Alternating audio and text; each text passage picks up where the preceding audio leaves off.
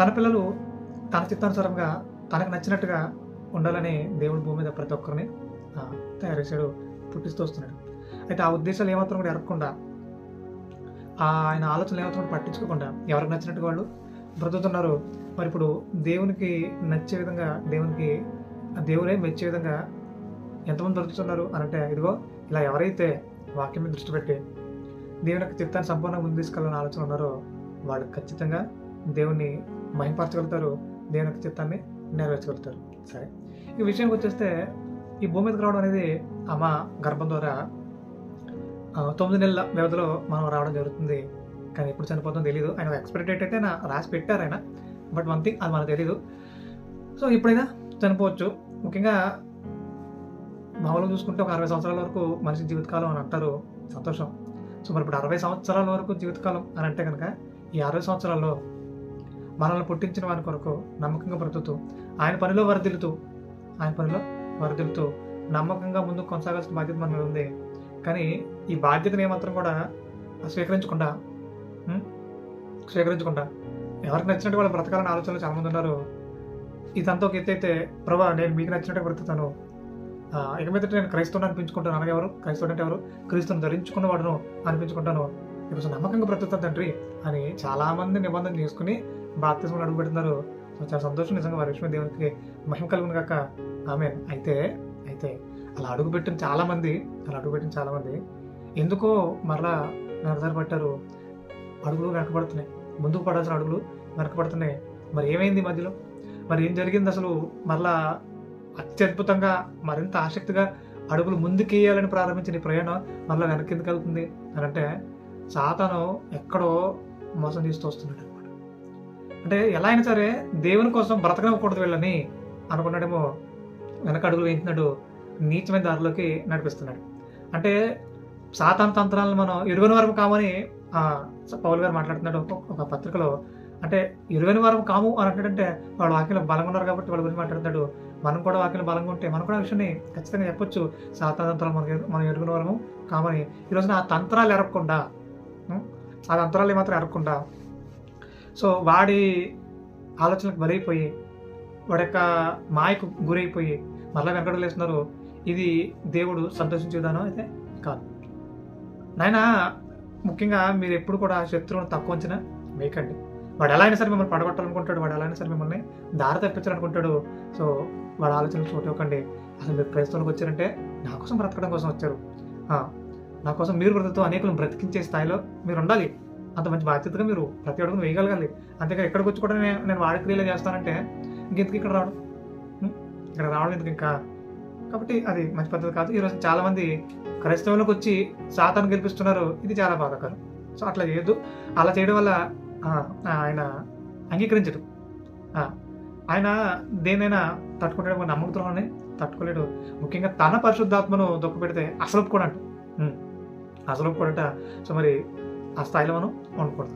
అయితే విషయం ఏంటంటే, భూమి మీద మనం బ్రతికినంత కాలంలో మేలు కీడు అనేవి రెండు ఉంటాయి. సో మేలు చేసిన వారు ఎవరు, కీడు చేసిన వారు ఎవరు అని చనిపోయిన తర్వాత మనకి ఇది తేటతలం అయిపోతుంది. ఆ సందర్భం మనకి ఎక్కడ ఉంటుందంటే, ధనవంతుడు ఆ 5 అన్నదమ్ములతో ఉంటాడట, కలిసి నివసిస్తాడు. సో అలాగే ఒక భేదవాడైన లాజరు సందర్భాన్ని యేసుక్రీస్తు వారు పరిచయం చేస్తూ వీళ్ళు చనిపోయిన తర్వాత పాతాళంలో వాళ్ళ స్థితి ఇది అని చెప్తున్నాడు. అంటే మనకు విషయం అర్థం కావాలి. ఏమని? ఖచ్చితంగా వేదకరమైన స్థలం ఉంది, నెమ్మది పొందే స్థలం ఉంది. మనం దేనికి వెళ్ళాలి అనేది ఇక్కడ నిర్ణయించుకుని బ్రతకాలి. సో ఈ విషయం మనకు అర్థమైతే చనిపోయిన తర్వాత మేలు చేసిన వాళ్ళు ఎక్కడికి వెళ్తారు, కీడు చేసిన వాళ్ళు ఎక్కడికి వెళ్తారు?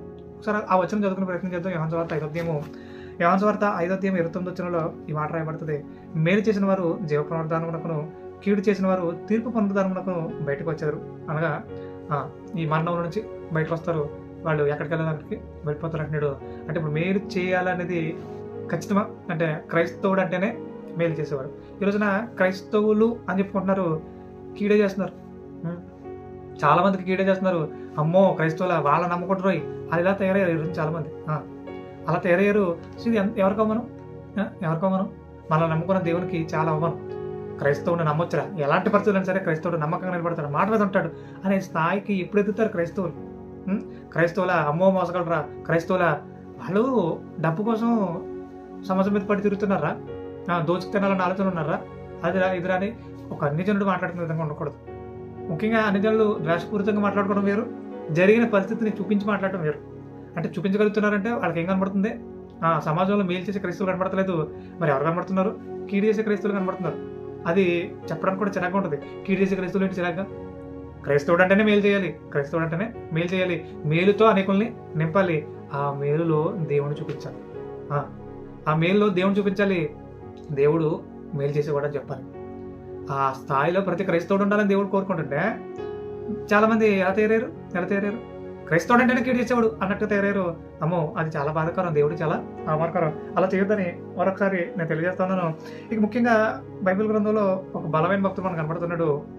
ఆ భక్తుడు నిజంగా ఒక ప్రవచనం ద్వారానే ఆయన పుట్టాడు, బాప్తిస్మం ఇచ్చు యోహాను గారు. యెషయా గ్రంథంలో ఈ గురించి చాలా వివరంగా రాయబడ్డాయి. ఇప్పుడు మార్గం సరళం చేయాలండి, సిద్ధపరచాలని. సో అరణ్యంలో ఒక క్యాక్ కనబడుతుంది మనకి అని చాలా వివరంగా ఆయన గురించి అంటే చాలా వచనాలు ఆయన గురించి రాయబడ్డాయి. ఇక రాబోయేలియా ఇతడే అని అతని గురించే రాయబడిన మాట అది. సరే, ఏదైనప్పటికీ ఈ విషయాలన్నీ యోహాను గారు పుట్టకముందే ఈ విషయాలన్నీ రాయబడ్డాయి. ఇప్పుడు జకర్యా గారు కూడా ఈ విషయాన్ని దేవుడు చెప్తాడు. సో రైట్, మంచిది. ఇప్పుడు పుట్టాడు, బాప్తిస్మం ఇచ్చే యోహాను గారు పుట్టారు.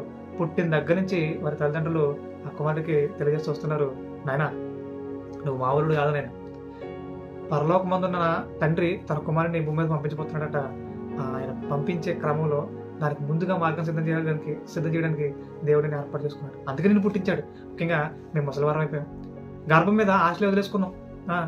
ఇక మా పిల్లలు పుట్టారు, మా వల్ల కాదు, ఇంకా వేస్ట్ అని వదిలేసుకున్నాను. ఆ టైంలో ఆశలు వదిలేసుకున్న ఆ టైంలో ఆయన ఆశలు పెంచుకుని నిన్ను పుట్టించాడు భూమి మీద. తన పని కొరకు నిన్ను నిలబెట్టాలనుకున్నాడు, తన పనిలో నేను ఆడుకోవాలనుకున్నాడు. చిన్న ఆయన కోసం ఆడబడాలి. చిన్న నువ్వు పుట్టావు, కానీ మా కోసం బ్రతకూడదు, ఆయన కోసం బ్రతకాలి, ఆయన ఆలోచన నిమిత్తం బ్రతకాలి. ఆయన పని కొరకే నువ్వు పుట్టావు, మమ్మల్ని పోషించాలని, మమ్మల్ని ఉద్ధరించాలని ఆలోచన మానేసుకో, ఆయన పనిని నమ్మకంగా జరిగించు అని మరింత ప్రోత్సాహాన్ని ఇచ్చి ఆ కుమారుని ముందుకు పంపించారు. అలా పంపించారేమో. సో ఆయన కూడా ధర్మశాస్త్రం చదువుతూ, యెషయా గ్రంథంలో తన కొరకు రాయబడిన ఆ మాటలను చదువుతూ మరింత ఆసక్తితో నింపబడ్డాడు. ఇలా మరింత ఆసక్తితో నింపబడిన ఆయన ఇంక ఏ స్థాయికి వెళ్ళిపోయాడంటే ఇతను ఏ స్థాయికి వెళ్ళిపోయాడంటే, అరే ఇప్పుడు అరణ్యంలో కేక్ వినపడిందంట, అంటే నేను ఒక ప్రత్యేక జీవితాన్ని కలిగి ఉండాలి, అంటే నేను అందరితో ఉండే పని కాదు ఇది, నేను ప్రత్యేకమైపోవాలి, ఇంకా నేను ఆయన కోసం ఎలాంటి మార్కులు సిద్ధం చేయాలి, ఇంకా ఎలాంటి జీవన విధానం కలిగి ఉండాలి, నా కోసం ఎలా రాయబడింది, నేను అలాగే బ్రతకాలనుకున్నాడు. ఆ ప్రవచనాన్ని చక్కగా చదువుకున్నాడు. అలాగే ఇప్పుడు అందరిలోనే ఉండడం కరెక్ట్ విధానం కాదు, నేను అరణ్యంలోకి వెళ్ళిపోవాలి, నా ప్రభు మార్గం సిద్ధపరచాలి. సో అక్కడ బాగా ప్రిపేర్ కావాలనుకున్నాడు. అరణ్యంలోకి వెళ్ళిపోయాడు. అక్కడ చాలా బాగా ప్రిపేర్ అయ్యాడు. ఆయన కొరకు రాయబడిన ప్రవచనాలు అన్నింటి విషయమే జాగ్రత్తగా ఆసక్తిగా నెరవేరుస్తూ ముందుకు తీసుకెళ్తున్నాడు. అసలు వాక్యం పట్ల మనకు ఆసక్తి ఉంటే ఇలానే ఉంటాం. అందరితో ఉంటావా, అరణ్యంలో ఉంటావా అంటే ఎవడైనా ఏమంటాడు, అందరితో ఉండాలి కదా సార్, చిన్నప్పటి నుంచి మనం పుట్టి పెరిగాం, ఈ ఊరిని వదిలేస్తాం సార్ అంటారు. అంటే అంటే చిన్నప్పటి నుంచి పుట్టి పెరిగిన ఊరిని విడిచిపెట్టడానికి ఇష్టం లేకపోతే కన్న తల్లిదండ్రులు విడిచిపెట్టేసాడు, మధుగణాన్ని విడిచిపెట్టేసాడు. సో అతను కొన్నది అంత త్యాగం చేసి అరణ్యంలో బ్రతుకుతున్నాడు. ప్రభు మార్గం సిద్ధపరచాలంటే నేను ఎలా ముందుకు తీసుకెళ్ళాలి, ఎలాంటి ఆలోచనలు కలిగి ఉండాలి, ఒక ప్రత్యేకమైన జీవితాన్ని కలిగి ఉండాలి, నేను ఇలా తను ప్రిపేర్ చేసుకుంటూ వస్తున్నాడు. ఒక ప్రవక్తగా ఆ కాలంలో అందరికీ కనపడుతున్నాడు. బాప్తిస్మం ఇచ్చే యోహానా అమ్మో చాలా పవర్ఫుల్ వ్యక్తి అండి, బాప్తిస్మం ఇచ్చే యోహానా అమ్మో చాలా శక్తివంతుడండి, దేవుని ప్రవక్త అండి అన్నట్టుగా ఆయన కొనసాగుతున్నాడు. అంటే అంత పవర్ఫుల్గా దేవుని కోసం బ్రతకాలి అని నిర్ణయించుకున్నాడు. అలానే బ్రతుకుతున్నాడు. అలా బ్రతికే క్రమంలో యేసుక్రీస్తు వారు ఎంత గొప్పవారు, మరొక ఆయన ఆలోచన విధానం ఎలా ఉంటుంది, ఈ విషయాలన్నీ బాగా గ్రహించాడు. అలా గ్రహించి యోహాను సువార్త మొదటి అధ్యాయం 29వ వచనంలో బాప్తిస్మం ఇచ్చే యోహాను గారు సాక్ష్యం ఇస్తున్నారు. ఆయన ఎవరి గురించి, యేసుక్రీస్తు వారి గురించి. మరునాడు యోహాను యేసును ఎందుకు రాగా చూచి, ఇదిగో లోక పాపమును మోసుకొని పోవు దేవుని గొర్రెపిల్ల అంటున్నాడు. ఇదిగో లోక పాపమును మోసుకొని పోవు దేవుని గొర్రెపిల్ల అంటున్నాడు. ఆయన గురించి అంత బాగా పరిశీలన చేశాడు. ఈ రోజున యేసుక్రీస్తు వారు అర్థం చేసుకునేవారు ఎంతమంది ఉన్నారు? ప్రభా మాకు ఇది అనేవాళ్ళు తప్ప, ప్రభా అసలు మీరు ఎంత గొప్పవారు, మీ ఆలోచన విధానం ఎంత గొప్పది, అసలు భూమి మీద రావడం ఏంటి, మీరు అసలు ఎందుకు వచ్చారు, అసలు ఎంత త్యాగం ఇది, ఆ త్యాగంలో మేము ఇంకెంత కలిగి ఉండాలి, ఆ త్యాగం కూడా మేము ఇంకెంత కలిగి ఉండాలి అని ఎంతమంది సిద్ధంగా ఉన్నారు. అంటే ఆయన త్యాగం గురించి బాగా ధ్యానించడేమో. ఇదిగో లోక పాపమును మోసుకొని పోవు దేవుని గొర్రెపిల్ల అంటున్నాడు. మరి ఆయన గొప్పతనం అంత గొప్పగా అర్థం చేసుకున్నాడు. మరి ఇప్పుడు ఆయన గొప్పతనాన్ని అంత గొప్పగా అర్థం చేసుకుని క్రైస్తవులు ఎక్కడ కనబడుతున్నారు అంటే కనబడట్లేదు. ఆయన ఎంత గొప్పడైనావు కాక మేము ఆయన ఎలా అవమానపరచాలంటే ఆ టార్గెట్ ఉన్నాం, అవమానపరిచి తీరుతాం అన్నట్టుగా కరడు కట్టిన ఉగ్రవాదులతో తయారయ్యారు ఈ నుంచి చాలా మంది క్రైస్తవులు. ఎలా అవమానపరచాలా? ఏ పాట పాడితే ఆయన అవమానపరచబడతాడా? ఏ మాట మాట్లాడితే దేవుడు అవమానపరచబడతాడా? ఇలా తయారయ్యారు. దేవుడు మహింపరచడానికి క్రైస్తవులకు వచ్చి ఆయన అవమానపరిస్తే ఏమొస్తుంది మీకు? సో అది మంచి విధానం కాదు. ఆ రోజు యోహాను గారు ఆయన గణపరిచి మాట్లాడుతున్నారు, ఆయన గణపరిచి మాట్లాడుతున్నాడు. సో యెషయా గ్రంథం 53:7 కూడా యేసుక్రీస్తు గురించి మాట్లాడిన మాటలు చాలా చాలా అద్భుతమైన మాటలవి. ఇప్పుడు ఆ మాటలని తెలియజేస్తున్నాడు. ఇప్పుడు ఆయన వదకు సిద్ధమయ్యాడు, ఇలా ఇవన్నీ కూడా అక్కడ రాయబడతాయి.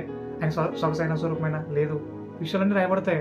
మరి ఆ రోజుల్లో ఈ విషయాలన్నీ నేర్చుకున్నాడేమో, బాగా ధ్యానించాడేమో, బాగా చదువుకుని సిద్ధపడ్డాడేమో, సమాజానికి చెప్తున్నాడు. ఒకసారి యెషయా గ్రంథం 53:7 ముఖ్యంగా యేసుక్రీస్తు గురించి రాయబడిన మాటలు ఏవైతున్నాయో ఒకసారి చదివే ప్రయత్నం చేద్దాం. అంటే ఇప్పుడు యోహాను బోధలో ఇవన్నీ కనపడుతున్నాయట. అంటే అంత ఖచ్చితత్వంతో నింపబడ్డాడేమో. అతని గురించి చాలా అద్భుతంగా దేవుడు హెచ్చించి మాట్లాడతాడు. ఆయన ఎక్కడ తగ్గించాడు యేసుక్రీస్తు కూడా. యెషయా గ్రంథం 53:7 అతడు దౌర్జన్యం నేను బాధింపబడినను అతడు నోరు తెరవలేదు. వాదకు తేపడు గొర్రె పిల్లయు పుచ్చు కత్తిరించమని ఇతడు గొర్రెయు మౌనగున్నట్లు అతడు నోరు తెరవలేదు అంటున్నాడు. అంటే యేసుక్రీస్తు వారు వాదకు తేపడిన గొర్రె పిల్లలా ఉన్నాడు అంటున్నాడు. ఇదిగో లోక పాపను మోసుకొని పోవు దేవుని గొర్రె పిల్ల అంటున్నాడు. సో విషయాలన్నీ బాగా పరిశీలించి సమాజాన్ని తెలియజేస్తున్నాడు. ఏమని? మీ పాపాలను తీసేసేది ఈయన మాత్రమే నమ్ముకోండి, ఈయన మాత్రం విశ్వాసం ఉంచండి అని ఆ రోజుల్లోనే బలంగా సాక్ష్యం ఇస్తున్నాడు. ఈ రోజున ఎంతమంది అలాంటి బలమైన సాక్ష్యాన్ని ఇచ్చే విధంగా ఉన్నారు? అలాంటి బలంగా ఆయన కోసం సాక్ష్యాన్ని ఇచ్చి ముందు తీసుకెళ్ళి వాళ్ళు ఉన్నారు అంటే కనబడట్లేదు. వీళ్ళకి ఎంత గొప్ప అవుతుందా? వీళ్ళని ఎలా కనపరచుకోవాలా? ముఖ్యంగా వీళ్ళ పెళ్ళిళ్ళైనా దాన్ని ఎలా ఘనంగా చూపించుకోవాలా? లేదంటే ఏమైనా కార్యక్రమాలు అయినా దాన్ని ఎంత ఘనంగా చేయాలి? ఎన్ని లక్షలు ఖర్చు పెట్టాలి? క్రైస్తవుల గురించి చెప్తున్నాను నేను. అన్ని జనాలు నాకు అవసరం లేదు, అస్సలు అవసరం లేదు. వాళ్ళ గురించి మాట్లాడడం ఎందుకు మనకి? వాళ్ళ గురించి మాట్లాడడం వల్ల ఏం కలిసలేదు. కానీ క్రైస్తవులకు వచ్చి దేవుణ్ణే ఉద్ధరించేస్తా అన్నట్టుగా చాలా మంది ఫీల్ అవుతున్నారు. కానీ వీళ్ళు చేసే పనులు చూస్తే చాలా అవమానకరంగా. సో అది ఏమాత్రం మంచి పద్ధతి కాదు. దేవుని కనపరచడం అనేసి ఆయనకు అవమానకరంగా పడుతుంది కదా, ఆయన్ని అవమానపరిచేదుకుంటే ఎలాగా?